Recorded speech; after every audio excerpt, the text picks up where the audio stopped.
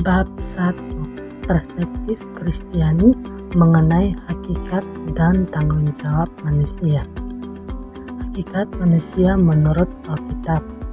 Manusia diciptakan sebagai makhluk yang mulia, serupa dan segambar dengan Allah, memiliki unsur badani dan rohani sebagai laki-laki dan perempuan. Bentuk-bentuk tanggung jawab manusia. Tanggung jawab kepada dirinya sendiri, terhadap sesama, keluarga, bangsa dan negara, lingkungan alam, Tuhan, dan juga gereja. Materi selanjutnya bab 2, perspektif Kristiani mengenai ketuhanan. Yang pertama, konsep Allah Tritunggal. Tuhan sebagai pencipta. Alkitab memulai kesaksian tentang Allah sebagai pencipta langit dan bumi dan segala isinya termasuk manusia. Tuhan Yesus sebagai penyelamat dalam Yesus Kristus. Tuhan Yesus menjadi pusat pemberitaan tentang keselamatan manusia dari dosa. Tuhan sebagai pembaharu dalam Roh Kudus. Roh Kudus berperan dalam hidup manusia. Tugas Roh Kudus adalah menghibur, mengingatkan, dan membaharui segala sesuatu. Materi yang selanjutnya bab 3, perspektif Kristiani mengenai moral. Moral berasal dari bahasa Latin, yaitu mores. Mores yaitu mengenai kesusilaan atau kebiasaan baik yang berlaku pada suatu kelompok tertentu. Masalah-masalah moralitas dalam masyarakat, seks bebas, narkoba, obat-obat terlarang, tindakan kekerasan.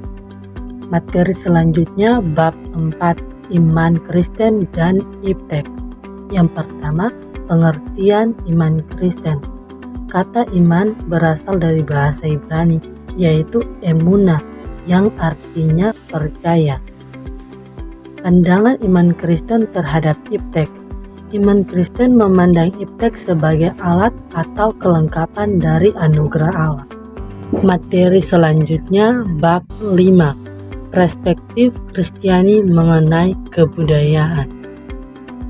Pandangan Kristiani mengenai kebudayaan adalah kebudayaan berasal dari Allah, dijalankan sesuai tata nilai dari Allah yang harus kembali kepada Allah. Itulah esensi iman Kristen. Materi selanjutnya bab 6, perspektif Kristiani mengenai politik. Umat Kristen terpanggil untuk mengembangkan tanggung jawab dalam kehidupan politik. Tanggung jawab mendorong terjadinya emansipasi politik masyarakat yang setara dengan emansipasi dengan pembebasan atau pemerdekaan. Dimaksudkan untuk mengembangkan kesadaran masyarakat terhadap esensi politik sebagai usaha bersama untuk melakukan tindakan pembebasan terhadap berbagai macam penderitaan yang dialami oleh masyarakat, berupaya untuk mendatangkan shalom Allah. Materi selanjutnya bab 7, perspektif Kristiani mengenai hukum. Yang pertama, hukum adalah perlindungan kepentingan manusia yang berbentuk kaidah atau norma.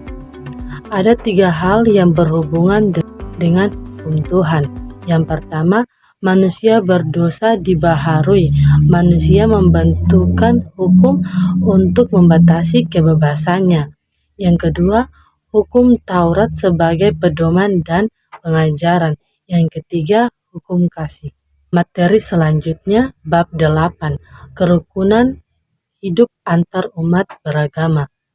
Nilai-nilai kehidupan yang perlu dikembangkan dan membangun kerukunan antar hidup umat beragama. Yang pertama, mengembangkan sikap hormat, menghormati dan bekerja sama antara pemeluk agama, mengembangkan sikap saling menghormati kebebasan menjalankan ibadah sesuai dengan agama dan kepercayaannya masing-masing. Yang selanjutnya, manfaat keseluruhan materi bagi saya membuat saya mengetahui lebih banyak tentang hal-hal yang benar dan juga saya bisa melakukannya dalam kehidupan saya dari hari lepas hari. Mungkin itu saja penjelasan dari saya. Sekian dan terima kasih.